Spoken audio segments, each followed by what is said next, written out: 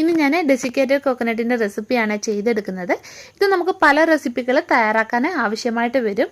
നമുക്ക് ഇത് വളരെ സിമ്പിളായിട്ട് വീട്ടിൽ തന്നെ തയ്യാറാക്കി എടുക്കാൻ പറ്റും. അപ്പോൾ ഇത് ചെയ്തെടുക്കുന്നത് എങ്ങനെയെന്ന് നോക്കാം. അതിനായിട്ട് ഞാനിവിടെ അരമുറി തേങ്ങ എടുത്തിട്ടുണ്ട്.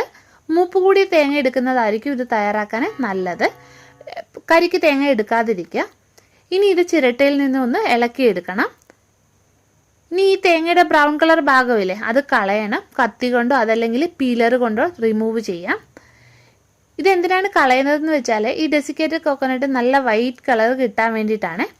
ഇതുപോലെ മുഴുവനായിട്ട് ഞാൻ ക്ലീൻ ചെയ്ത് എടുത്തിട്ടുണ്ട്. ഈ തേങ്ങ ഒന്ന് കഴുകി എടുക്കണം നിങ്ങൾ. എന്നിട്ട് ഒരു തുണി കൊണ്ടിട്ട് നല്ലോണം ഒന്ന് തുടച്ച് വെള്ളം കളഞ്ഞ് എടുക്കണേ. ഞാനിത് ഗ്രേറ്ററിലാണ് ഗ്രേറ്റ് ചെയ്തെടുക്കുന്നത്. ചെറിയ കണ്ണിയുള്ള ഗ്രേറ്റർ എടുക്കുക.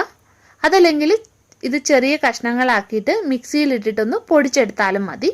ഇപ്പോൾ നിങ്ങൾക്ക് ചെറിയ ഡെസിക്കേറ്റഡ് കോക്കനട്ടാണ് തയ്യാറാക്കുന്നതെങ്കിൽ മിക്സിയിലിട്ടിട്ട് പൊടിച്ചെടുക്കുക. അപ്പോൾ ഇതെല്ലാം ഞാൻ ഗ്രേറ്റ് ചെയ്തെടുത്തിട്ടുണ്ട്. ഇവിടെ ഒരു പാൻ വെച്ച് ചൂടായിട്ടുണ്ട്. ഇതിലേക്ക് നമുക്ക് ഈ തേങ്ങ ഇട്ട് കൊടുക്കാം. ഇനി ഇത് ചെറിയ ഫ്ലെയിമിലിട്ടിട്ട് കൈവിടാതെ ഇളക്കി കൊടുക്കുക. ഫ്ലെയിം നല്ലോണം കുറച്ച് വെക്കണേ. ഇതിൻ്റെ കളർ ചേഞ്ച് ആവാതെ വേണം ചെയ്യാൻ. എന്നാൽ ഇതിലെ പാലൊക്കെ നല്ലോണം വറ്റി ഡ്രൈ ആയി കിട്ടുകയും വേണം. അപ്പോൾ ഇവിടെ കോക്കനട്ട് നല്ലോണം ഡ്രൈ ആയിട്ട് വന്നിട്ടുണ്ട്. എന്നാൽ ഇതിൻ്റെ കളർ ഒട്ടും ചേഞ്ച് ആയിട്ടുമില്ല. നല്ല വൈറ്റ് കളർ കിട്ടാൻ രണ്ട് കാര്യങ്ങൾ ശ്രദ്ധിച്ചാൽ മതി. ഈ ചിരട്ടയുടെ ഭാഗം ഒട്ടും വരാതെ നോക്കണം. പിന്നെ ഫ്ലെയിം കുറച്ച് വെച്ചിട്ട് കൈവിടാതെ ഇളക്കി കൊടുക്കുക. ഇനി ഇതിൻ്റെ ഫ്ലെയിം നമുക്ക് ഓഫ് ചെയ്യാം.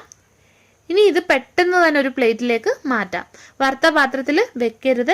പാത്രത്തിൻ്റെ ചൂട് കൊണ്ട് ചിലപ്പോൾ കളർ ചേഞ്ച് ആയി വരും. അപ്പോൾ ഇത് ഞാൻ തയ്യാറാക്കി എടുത്തിട്ടുണ്ട്.